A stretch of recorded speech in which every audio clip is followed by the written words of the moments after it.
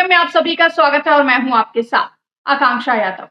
देश में इन दिनों वंदे मातरम विवाद से लेकर के सीजीआई सूर्यकांत का दीक्षांत समारोह में बहिष्कार लगातार चर्चा में बना हुआ है। एक तरफ कांग्रेस नेताओं की ओर से वंदे मातरम के 2 छंद पढ़ने की बात कही जा रही है, तो दूसरी तरफ धार्मिक स्वतंत्रता का हवाला देकर के इसे ना गाने की भी बात कही जा रही है। इसी बीच हमने देखा कि सीजीआई सूर्यकांत लगातार उनकी मुश्किलें बढ़ती हुई देखी जा रही हैं। पहले नालसार के बाद अब टीआईएसएस में भी सीजीआई सूर्यकांत का विरोध किया गया है और कार्यक्रम के लास्ट मोमेंट से पहले ही उन्हें चीफ गेस्ट की लिस्ट से बाहर कर दिया गया है, जिसके बाद से कई तरीके के सवाल उठे कि क्या अब देश में विरोध की आवाज बहुत ही तेज हो गई है, क्या विरोध की आंधी इस कदर चल गई है कि अब लगातार सवाल उठाए जा रहे हैं और जो जेनजी है वो काफी ज्यादा आक्रामक होता जा रहा है। इसी पर बातचीत करने के लिए हमारे साथ मौजूद है वरिष्ठ पत्रकार केपी मलिक जी। सर, बहुत बहुत स्वागत है आपका। बहुत बहुत धन्यवाद आकांक्षा जी, आपका भी और हमारे दर्शकों का भी बहुत बहुत धन्यवाद, आभार जी।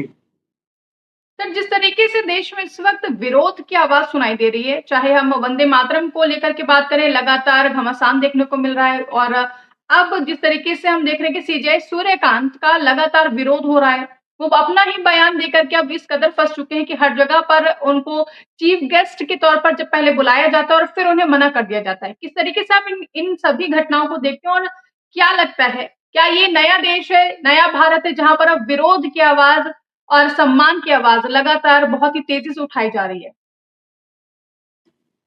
देखिए आकांक्षा, अगर आप देखें जिस तरह से पिछले एक दशक में तमाम संस्थानों की गरिमा गिरी है, वो देश के लिए, लोकतंत्र के लिए दुर्भाग्यपूर्ण है।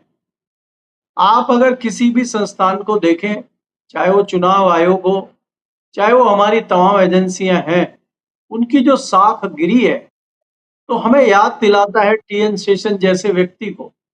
तभी भी यही संस्थाएं थी, तभी भी वही ब्यूरोक्रेट थे, तभी भी वही नेता थे। आप पुराने नेताओं को अगर देखोगे, जिन लोगों ने तत्काल इस्तीफे दिए हैं और कभी इस तरह का कोई विवाद नहीं हुआ। पिछले दिनों जिस प्रकार से ये चीजें चल रही हैं, ये बड़ी दुर्भाग्यपूर्ण है। देश में इतने बड़े पद पे बैठे हुए व्यक्ति, सर्वोच्च न्यायालय के सर्वोच्च चीफ जस्टिस जिनको हम कहते हैं, चीफ जस्टिस का इस तरह से बहिष्कार होना, जो लोग बहिष्कार कर रहे हैं उनके ऊपर इतना प्रश्न चिन्ह नहीं लगाता जितना खुद के उनके ऊपर लगाता है। जी। इस तरह की उनकी एक छवि बन गई है कुछ लोगों में कि वो कहीं न कहीं कंप्रोमाइज है और कहीं न कहीं उनका झुकाव एक तरफ है, जो देश के लिए भी अच्छा नहीं है, लोकतंत्र के लिए भी अच्छा नहीं है और उस संस्थान के लिए भी अच्छा नहीं है जिसको हम इंसाफ का तराजू समझते हैं।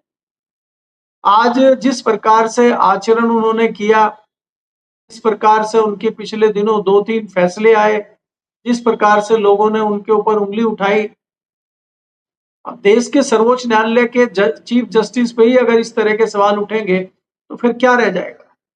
और ये जो आपने 2-3 घटनाएं की हैं, पहली बात तो आपने कहा, इस प्रकार का एक वक्तव्य दिया कि आपने सीधा युवाओं पे हमला कर दिया, बेरोजगारों पे हमला कर दिया। जहां आपके पास ये पावर है, आपके 100 मोटो ले सकते हो, आप किसी मुद्दे को उठा सकते हो, उस पे कोई निर्णय दे सकते हो और ऐसे में आप उल्टा उन्हीं के ऊपर चढ़ जाएं और उन्हीं को आप जो है कॉकरोच बताने लगे, तो ये बड़ा दुर्भाग्यपूर्ण है। तो कहीं न कहीं छात्र और युवा और आज का जो जेनजी है वो इनसे कहीं न कहीं नाराज है, गुस्से में है। और ये सब चल ही रहा था, ये सोने पर सुहागे वाली बात हो गई, हैदराबाद की घटना, और उसमें क्रांतिकारी कूद गए। मनोज मिश्रा जी बार काउंसिल के अध्यक्ष, उन्होंने सोचा ये बड़ा अच्छा एक मौका मिला है मुझे चमचागिरी करने का, और वो कूद गए इस मामले में और उन्होंने और उसको गुड़ गोबर कर दिया। और आज हालत क्या हुई कि पहले तत्काल ऑर्डर दे रहे हैं, फिर वापस ले रहे हैं, फिर माफी मांग रहे हैं और क्या क्या बना दिया। और चीफ जस्टिस को भी एंटर करना पड़ा उसमें कि भाई ये हमारे और उनके युवाओं के बीच का मामला, आप क्यों कूदते हैं इसमें। तो कहीं ना कहीं चीफ जस्टिस को भी लगा कि ये मामला अगर बढ़ता है तो इसमें और छींचा लेदर होगी। लेकिन मैं समझता हूं कि ये दुर्भाग्य है देश के लोकतंत्र का या देश के लोगों का कि ये स्थितियां बन गई हैं। इसका जिम्मेदार कौन है, ये स्थितियां क्यों बन गई हैं, तमाम संस्थाओं पर इस तरह के प्रश्न चिन्ह क्यों लग रहे हैं, तमाम संस्थाओं से धीरे धीरे विश्वास क्यों उठ रहा है। इस पर भी विचार करने की आवश्यकता है। और जो अगर विचार करता है, कोई सवाल खड़े करता है, अब तो हम्म, प्रधानमंत्री जी भी इसमें कूद के उन्होंने एक नया नाम दे दिया है। अब वो दिमागी नक्सल निकाल के ले आए। पहले वो जी अर्बन नक्सल कहते थे। यानी कि जो व्यक्ति सवाल पूछेगा, जो सवाल खड़ा करेगा, जो कहीं कोई बात करेगा, आप पहले उसको देशद्रोही बताते थे, अब उसको दिमागी नक्सल बताने लगे। अब ये दिमागी नक्सल या दूसरा जो हम कहते हैं उसको खाली दिमाग का नक्सल, आप खाली दिमाग का नक्सल बनाना चाह रहे हैं मतलब, जिसके अंदर दिमाग ही ना हो। हम्म, बुद्धिहीन लोगों की पंचायत आप करना चाहते हैं और बुद्धि वाले व्यक्तियों को आप जो है देशद्रोही पर ठहरा के उसको पीछे कर देना चाहते हैं आप। ये माहौल देश में बन रहा है। तो ये कहीं न कहीं एक दुर्भाग्यपूर्ण स्थिति बनी हुई है, जिससे देश जूझ रहा है। आप जी जिस तरह के सवाल के लिए पंचायत बनी है, लोकसभा, राज्यसभा की बहस से भाग रहे हैं आप। प्रधानमंत्री, गृह मंत्री लोकसभा में आ नहीं रहे हैं और मंचों पे जाके उल्टे-सीधे भाषण दे रहे हैं। बाहर आके आप बात करते हैं। प्रधानमंत्री ने जिस तरह का वक्तव्य दिया है, लाल किले की प्राचीर से, वो भी दुर्भाग्यपूर्ण है। जी प्रधानमंत्री लाल किले की प्राचीर से खड़े होकर भाषण देते हैं, तो उसको देश ही नहीं विदेश भी सुनता है। और हम अपनी नीतियों का जिक्र करते हैं। हमने अभी तक क्या किया? हमने पिछले 12 सालों में क्या किया? मैं 13वीं बार भाषण दे रहा हूँ। हमने पिछले 12 सालों में क्या-क्या उपलब्धियाँ हासिल की हैं? कहाँ हम देश को आगे ले आए हैं? और आगे आने वाले समय में हम कहाँ देश को लेके जाएँगे? हमें अपनी नीतियों का बखान वहाँ पे करना होता है। और विदेश से जी हमारे कैसे संबंध हैं? विदेश हमारे बारे में क्या विचार करता है? वो सारी चीज़ें वहाँ डिस्कशन होती हैं। वो ना करके आपने उसको एक राजनीतिक अखाड़ा बना के और उसमें आप जो है राजनीतिक मंच उसको बना दिया और वहां से आप राजनीतिक भाषणबाजी कर रहे हैं और देश में ये कह रहे हैं कि हमने जो है बंदूक वाले नक्सल को तो खत्म कर दिया है, अब दिमागी नक्सल आ गया, इसको कैसे खत्म करें? मतलब आप हम्म, किसको कह रहे हैं दिमागी नक्सल? आप किसको बता रहे हैं दिमागी नक्सल? ये कौन होते हैं? मेरा मानना ये है कि जितनी मेरी बुद्धि है, मैं तो ये मान के चलता हूँ कि जो आपकी नीतियों पे सवाल उठाते हैं, जो आपसे सवाल पूछते हैं, हाईवे क्यों हम्म, टूट रहा है, जो आपसे ये पूछ रहा है, जो आपसे ये पूछ रहा है कि बच्चों की एजुकेशन क्यों नहीं हो रही है, आप शिक्षा पे खर्च क्यों नहीं कर रहे हैं, आप जंतर मंतर पर बयान क्यों नहीं दे रहे हैं, आप राम मंदिर की चोरी पर बयान क्यों नहीं दे रहे हैं, तो जो आपसे ये जी सवाल पूछ रहे हैं वही दिमागी नक्सल हैं। तो इसलिए ये इस तरह की जो बयानबाजी, राजनीतिक बयानबाजी और सियासी हित को देखते हुए बयानबाजी हो रही है, ये कहीं न कहीं हम्म। लोकतंत्र पे कुठाराघात है। जी। सर विपक्ष लगातार विपक्ष भी यही कह रहा है कि हाँ, सरकार से जो भी सवाल करता है उसको या तो आतंकवादी कह देते हैं या फिर अब नया शब्द निकल कर आया है दिमागी नक्सल। लेकिन सर आप जिस तरीके से सोनिया गांधी के एक्शन को लेकर के लगातार सवाल किए जा रहे हैं और पूरी भाजपा हमलावर है और वो कह रहे हैं कि वंदे मातरम का अपमान किया गया है। लेकिन वहीं लाल किले के प्राचीर से प्रधानमंत्री नरेंद्र मोदी शहीदों के लिए मरने वाले शब्द का इस्तेमाल करते हैं। इसको आप किस तरीके से देखते हैं? इस पर तो भारतीय जनता पार्टी शांत है। अगर वंदे मातरम का अपमान किया है सोनिया गांधी ने, तो फिर प्रधानमंत्री नरेंद्र मोदी ने भी तो शहीदों का अपमान किया है। उन जवानों की जो शहादत है, उसका अपमान किया है। इस पर क्यों नहीं बोलती भाजपा? देखिए, भारतीय जनता पार्टी हो चाहे कांग्रेस हो, ये सियासी दल हैं। जहाँ हुँ, से इनकी सियासी रोटियाँ सिक रही होंगी, ये उसी पे बोलेंगे। और हुँ, इसमें कोई खाली भारतीय जनता पार्टी हो या खाली कांग्रेस हो, ऐसा नहीं है। इनको तो हुँ, सियासत करनी है। जहाँ से इनकी सियासत मजबूत होती हो, ये उसी पे बोलेंगे, वही मुद्दे उठाएँगे। हुँ, प्रधानमंत्री जी ने शहीदों के मरने की बात करके अपमान किया है, यही नहीं। अरे इससे पहले तो आपने हाउस में नहीं देखा, हमारे देश के रक्षा मंत्री ने कहा कि ऑपरेशन सिंदूर में हमारी कोई हानि नहीं हुई, हमारा कोई नुकसान नहीं हुआ। और बाद में सेना ही बता रही है कि हमारे जो है अमूल्य शहीद हो गए 6 जाबाज सिपाही, जाबाज योद्धा। तो वहां अपमान नहीं हो रहा है क्या? आपने तो जो जिस परिवार के योद्धा शहीद हुए हैं, आपने तो उनसे शहीद का दर्जा छीन लिया। हुँ, आपने जो उनको सम्मान देश उनको देता, जो सरकार सम्मान को देना चाहिए था, वो सम्मान आपने छीन लिया उनको। तो ये अपमान नहीं है क्या देश का और लोकतंत्र का? इस पे कहां चलेगी भारतीय जनता पार्टी? आज आप वंदे मातरम को एक मुद्दा बना के बैठे हुए हैं, उस पर राजनीति कर रहे हैं आप। और कांग्रेस भी उस पर पीछे चल रही है कि भारतीय जनता पार्टी ने मुद्दा फंसा दिया है, भारतीय जनता पार्टी ने घेर लिया है और कांग्रेस उसका जवाब देते देते उसके पीछे लगी हुई है। आप ये बहुत महत्वपूर्ण मुद्दा जो है 80 साल के बाद हो गया वंदे मातरम का, और इस वंदे मातरम के नाटक को लेके चल रहे हैं। तब आप कहां थे? जब देश गुलाम था तब वंदे मातरम कहने पे जेल होती थी, वंदे मातरम कहने पे लाठियां पड़ती थी। इनकलाब जिंदाबाद वंदे मातरम सब बोल रहे थे और लाठियां खा रहे थे, जेल जा रहे थे। तब कहां गए थे ये? आज वंदे मातरम का क्या मतलब है? अरे जिसको गाना है गाए, जिसको नहीं गाना है ना गाए। कांग्रेस कह रही हम पहले दो छंद गाएंगे उसके बाद नहीं गाएंगे, ठीक है भाई गाए। आपने देश को वंदे मातरम में उलझा दिया है। आप स्कूल की बात नहीं कर रहे हैं, आप परीक्षाओं की बात नहीं कर रहे हैं, आप रोजगारी की बात नहीं कर रहे हैं, आप पेट्रोल की बात नहीं कर रहे हैं, आप महंगाई की बात नहीं कर रहे हैं। किसान त्राहिमाम है, किसानों के ऊपर आप गोलियां चला रहे हैं हरियाणा में, उनकी नहीं सुन रहे हैं आप।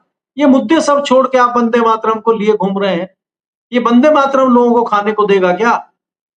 भारतीय जनता पार्टी की अपनी रणनीति रही है। देखिए, आप भारतीय जनता पार्टी ने 3.5-4 दशकों तक भगवान राम की वंदना करते हुए पार्टी चलाई है, हिंदू मुस्लिम करते हुए सियासी रोटियां सेकी हैं। उनका विकास से कोई लेना देना नहीं। विकास आपके सामने है, तमाम स्कूलों की हालत आपके सामने है, स्वास्थ्य विभाग की हालत आपके सामने है, अस्पतालों की हालत आपके सामने है। तो आप जो है इनको पहले राम मंदिर का मुद्दा चलाया, राम मंदिर की हालत आज क्या है वो भी आपके सामने। राम मंदिर की चोरी जो हुई है, चंदा चोरी जो हुई है, और इन्हीं के लोग कह रहे हैं कि चोरी नहीं डकैती हुई है, उस पे इनके मुंह में दही जमी हुई है। वंदे मातरम को उठाए घूम रहे। अरे वंदे मातरम तो बाद में होगा, पहले राम मंदिर का तो निपटारा कर लीजिए। आप पहले छात्रों के लिए स्कूल और परीक्षाएं तो करा लीजिए, वंदे मातरम भी हो जाएगा। असली वंदे मातरम वही होगा कि आप अच्छी शिक्षा दें, अच्छा स्वास्थ्य दें और देश के लिए कुछ करें। वो तो करना नहीं है। और इसमें मैं भारतीय जनता पार्टी और कांग्रेस दोनों को दोषी मानता हूं। आपने पूरा मानसून सेशन निकाल दिया इसमें ही, और अभी फिर आप जुमलेबाजी कर रहे हैं, मंचों पे जा जाकर राजनीति कर रहे हैं, देश को उलझाए घूम रहे हैं आप, और कुछ काम देश में नहीं हो रहा। देश में इतनी महंगाई बढ़ गई है, आम आदमी कैसे गुजारा कर रहा है, इस पर किसी की चिंता नहीं है। वंदे मातरम की चिंता हो रही है। बच्चों के ऊपर छज्जे गिर रहे हैं, बच्चे मर रहे हैं, स्कूलों में पानी नहीं है पीने को, स्कूलों की छतें गिर रही हैं, टीचर नहीं है स्कूलों में, और आप वंदे मातरम गाते फिर रहे हैं। सारे टीचरों को आपने एसआईआर में लगाया हुआ है, कुछ को जनगणना में लगाया हुआ है, तो बच्चों को कौन पढ़ाएगा? आप वंदे मातरम लिए घूम रहे हैं। तो ये एक सियासत है, और खाली सियासत में लोगों को उलझा के रखा हुआ है। लोग जितने कम शिक्षित होंगे, लोग जितने अनपढ़ होंगे, उनको हाँकना इतना ही अच्छा रहेगा, और उसी योजनाओं पे ये सियासी दल चल रहे हैं। इनको पता है कि अगर कोई व्यक्ति अच्छा पढ़ लिख लेगा, अच्छा ज्ञानी हो जाएगा, तो आपसे सवाल पूछेगा, अपना अधिकार मांगेगा। अनपढ़ रहेगा तो ना वो आपसे सवाल पूछेगा और ना वो आपसे अधिकार मांगेगा, और जो आप दे दोगे उसको अपनी किस्मत मान के बैठ जाएगा। आज ये दावा कर रहे हैं ना कि हम लोग 80 करोड़ लोगों को फ्री राशन दे रहे हैं। क्यों दे रहे हैं आप फ्री राशन? क्या मजबूरी है आपकी फ्री राशन देने की? हम समझ सकते हैं कि कुछ इस तरह के लोग होंगे जिनको परेशानी है, गरीब लोग हैं, कोरोना चल रहा है, विपत्ति आ गई है, तो आप उनको फ्री राशन की व्यवस्था कर रहे हैं। अभी तो कोई विपत्ति नहीं है, तो अभी आप क्यों फ्री राशन दे रहे हैं? उनको बोलिए काम करें, काम में उनकी सहायता कर दीजिए, उनका फ्री इलाज और फ्री शिक्षा कर दीजिए। फ्री राशन क्यों दे रहे हैं आप? तो आप तो लोगों को नकारा बनाने का काम कर रहे हैं। आप किसानों को उनकी फसलों का दाम नहीं दे रहे हैं, लेकिन प्रधानमंत्री सम्मान निधि बता के उनको 6,000 रुपए की खैरात दे रहे हैं। आप भीख दे रहे हैं उनको। कोई मांगने आया था किसान आपसे 6,000 रुपया? किसान तो अपनी फसलों के दाम मांगने के लिए आंदोलन करता है, और उस आंदोलन को आप कुचल देते हैं। 13 महीने किसान दिल्ली की सड़कों पे बैठे रहे, वो नहीं सुना आपने, और आप उनको सम्मान दे रहे 6,000 रुपया देके। 6,000 एक साल में क्या होगा किसान को? उसका कितना खर्चा बढ़ गया, फसल की कितनी उत्पादन की लागत बढ़ गई है, डीजल के रेट बढ़ गए हैं, बिजली के बिल बढ़ गए हैं, उसके बीज के रेट बढ़ गए हैं, खाद के रेट बढ़ गए हैं, और आप 6,000 रुपए देकर उसका सम्मान कर रहे हैं। लेकिन उसको रेट नहीं देंगे, उसको एमएसपी नहीं देंगे। तो ये सरकारें जो है उलझाने का काम कर रही हैं। कभी वंदे मातरम में उलझा दो, कभी राम मंदिर में उलझा दो, कभी किसी दूसरे मुद्दे में उलझा दो, जनता को उलझाए रहो ताकि जनता को भी एक काम मिले। और ऐसे ऐसे चक्रव्यूह में लाके उलझाते हैं कि आम जनता निकल ही नहीं पाती उसमें से। उलझा कर छोड़ दिया, राम मंदिर में उलझे रहिए आप। आधे लोग कहेंगे चोरी हुई है, आधे लोग कहें नहीं हुई है, ये सब कांग्रेस की साजिश है, समाजवादी की साजिश है, ये फलाने की साजिश। लोग उलझे रहेंगे और आपका काम चलता रहेगा। जी। लेकिन इस चक्रव्यूह में सर जेनजी और जेन अल्फा बिल्कुल भी फंसते हुए नजर नहीं आ रहे, लगातार सरकार के खिलाफ आवाज उठा रहे हैं। हमने देखा कि जैसे कि सीजे सूर्यकांत पहले नालसार में, फिर हैदराबाद में भी हमने देखा कि किस तरीके से लॉ के छात्रों ने उनका विरोध किया। अब टिस में भी, टीआईएसएस में भी सर उनका विरोध कर दिया गया। दीक्षांत समारोह में जाना था 2 अगस्त को, लेकिन ठीक लास्ट मोमेंट पर उनका नाम बदल गया है और गेस्ट लिस्ट से उनको बाहर कर दिया गया है। क्या लगता है जिस तरीके से विरोध हो रहा है सीजे सूर्यकांत का, उन पर भाजपा की बी टीम की तरह काम करने के भी आरोप लगे हैं, चुनाव आयोग पर लगे हैं। क्या ये वही एक सिनेरियो है जो विपक्ष क्रिएट करना चाहता था? क्या ये विपक्ष की एक जीत है कि अब हर तरफ सीजे सूर्यकांत हो या फिर सरकार, उनका विरोध किया जा रहा है और जो जेनजी हैं, युवा है, जो छात्र हैं, वो लगातार अपने मुद्दे को लेकर के खड़े हैं। चाहे हमने देखा है कि झारखंड में भी वो लगातार आंदोलन कर रहे हैं, हर जगह पर वो अपनी आवाज बुलंद कर रहे हैं। और जिस तरीके से अब सीजे सूर्यकांत जहां भी जाने की कोशिश कर रहे हैं, जहां उनको बुलाया जा रहा है, लेकिन पहले ही उन्हें साइड कर दिया जा रहा है, लिस्ट से ही बाहर कर दिया जा रहा है। इसे आप किस तरीके से देखते हैं? देखिए, आकांक्षा, मैंने पहले ही आपको जिक्र किया है कि संस्थाओं की गरिमा जिस प्रकार से गिरी है और उनके सर्वोच्च पदों पे जिस तरह से लोग बैठे हुए हैं, वो जी, कहीं ना कहीं मानहानि हुई है। और लोगों के चरित्र को देखते हुए लोगों के दिमाग में आया है कि ये व्यक्ति उस काबिल नहीं है जहां ये बैठा है। लेकिन लोग बोल नहीं पाते, लोग कह नहीं पाते, क्योंकि इतना सर्वोच्च पद होता है। आज प्रधानमंत्री पे भी लोग उंगली उठा रहे हैं, चीफ जस्टिस पे भी उंगली उठा रहे हैं, दूसरी संस्थाओं के ऊपर जो बैठे उन पे भी उंगली उठा रहे हैं। तमाम एजेंसी के लोगों को आप एक लगातार एक्सटेंशन दे रहे हैं। अभी आपने ईडी चीफ को एक्सटेंशन दिया, क्या आपके पास नए नौकरशाह नहीं है? आपने गृह सचिव को एक्सटेंशन दिया, क्या आपके पास नया कोई आईएएस नहीं है जो गृह सचिव बन सके? आपने कैबिनेट सेक्रेटरी को एक्सटेंशन दिया, क्या आपके पास ऐसा नौकरशाह नहीं है जो अगला कैबिनेट सेक्रेटरी बन सके? आपको इन्हीं के भरोसे रहना क्यों? बहुत सारे सवाल हैं। दूसरी बात आप जो देख रहे हैं, विपक्ष के लोग हों, चाहे नेता हों, चाहे दूसरे लोग हों, उनके पास पुराने रटे रटाए और पुराने डर्रे के हिसाब किताब हैं। जेनजी जो आया है, इसके पास नया तरीका है, नया सोचता है, पढ़ा लिखा बहुत है और दुविधाओं से घिरा हुआ है। इतना पढ़ने लिखने के बाद, इतने अत्याधुनिक उनके पास संसाधन होने के बावजूद, मोबाइल जैसा हथियार उनके पास होने के बाद भी अगर वो बेरोजगार हैं और वो देखते हैं कि जो हमें नागरिकता का अधिकार मिला है, संविधान का अधिकार मिला है, कहीं ना कहीं उसमें गड़बड़ियां हैं, तो वो खड़े हो जा रहे हैं। अब चाहे जंतर मंतर का आंदोलन आप लीजिए, चाहे झारखंड के रांची का आंदोलन लीजिए, दो आंदोलन में उनको जीत हासिल होना ये जताता है कि अब वो पीछे हटने वाले नहीं है, क्योंकि वो सच की लड़ाई लड़ रहे हैं।